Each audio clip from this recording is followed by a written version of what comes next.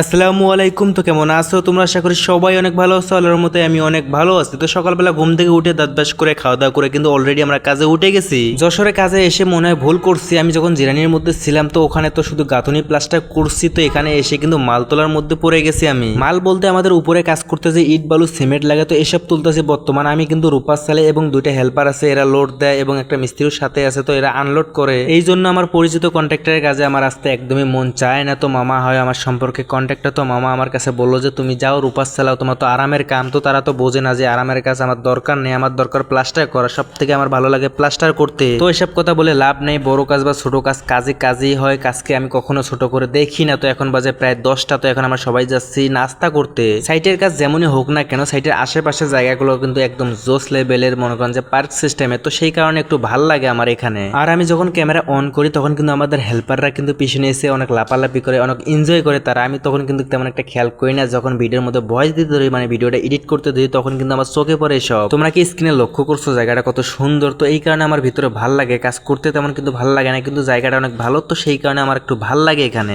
জায়গা সুন্দর হলে তো আর হবে না। আমাদের খাবার দাবার কিন্তু এখানে একদমই নরমাল। আগে যেখানে কাজ করছে জিরানির মধ্যে, ওখানের খাবার দাবার কিন্তু একদমই ভালো ছিল, কিন্তু এখানে একটু নরমাল। আর এদিকে অল্প কিছুক্ষণ হাঁটার পর কিন্তু আমরা দোকানে চলে আসলাম। তো এখন আমরা যার যার মতন শেষে খাচ্ছে। নাস্তা শেষ করে আমরা আবারও চলে আসি আমরা ভেতরে। আমরা যে সাইডের ভিতরে কাজ করি, তো এখানকার সৌন্দর্য আমি বলে শেষ করতে পারবো না। বাস্তবে দেখলে তোমরা একদম ফিদা হয়ে যাবে, কিন্তু তোমাদের এখানে কেউ কিন্তু ঢুকতে দেবে না, কারণ এটা সরকারি প্রজেক্ট। আজকে কিন্তু আমরা প্রথমে বালু ভরাইছিলাম, তো তারপর বালুগুলা কিন্তু সাথে সাথে কিন্তু আমাদের হেল্পাররা কিন্তু বাকেটের কাছে নিয়ে যা রাখছে, এবং আমাদের যে হাউজের মধ্যে ইট ছিল তো সেই ইটগুলো কিন্তু আমরা নিয়ে গেছি বাকেটের কাছে। আর এখানে আমার ভাগিনা একটা ডায়লগ দিল, সাপ্রিদের ডায়লগ, তো সেই কারণে আমি আপনাদেরকে শোনাইলাম না, মিউট করে দিছি। আর তোমরা দেখতেই পাচ্ছ আমাদের কিন্তু হাউসটা ফুল হয়ে গেছে ইট দিয়ে। আর আমার পাইপটা এনে কিন্তু মোটর সারছি, কিছুক্ষণের ভিতরে কিন্তু আমাদের পানি দিয়ে কিন্তু লোড হয়ে যাবে হাউসটা। তারপর কিন্তু ভালো করে ইটগুলো ভিজবে। কালকে সকালে আমরা এই ইটগুলো তুলবো, তারপর উপরে তুলে আমরা কাজে লাগাবো। এরপরে এই হাউসটা যখন খালি হবে তখন কিন্তু আবারও আমরা হাউসটা লোড দিয়ে পানি দিয়ে ভিজাই রাখবো ইট। এখানকার নিয়ম হচ্ছে যে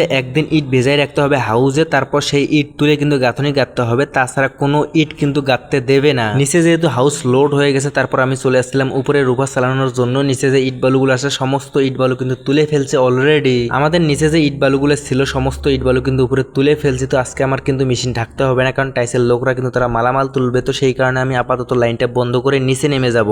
এখন বাজে হচ্ছে 5:30, অলরেডি কিন্তু সবাই চলে গেছে। তো আমিও এখন নিচে গিয়ে গোসল করব। কাজ শেষ করে যখন গোসল দিছিলাম তখন কিন্তু অনেক খিদা লাগছিল, তো সেই কারণে বাইরে গিয়ে কিছু নাস্তা করে আসলাম। এখন যদি সকাল সকাল খাবার হয়ে যেত মেসের মধ্যে, তাহলে আমাদের নাস্তা করা লাগে না। মেসের মধ্যে কিন্তু লেট করে খাবার তৈরি করে, তো সেই কারণে আপাতত নাস্তা করে আসলাম, না হলে কিন্তু অনেক খিদা লাগে যাবে। তো ভিউয়ার্সরা, আজকের ভিডিও এ পর্যন্তই। তোমাদের সাথে দেখা হচ্ছে আমার পরবর্তী ভিডিওতে। তো ততক্ষণে ভিডিওতে লাইক, কমেন্ট এন্ড শেয়ার করে দাও।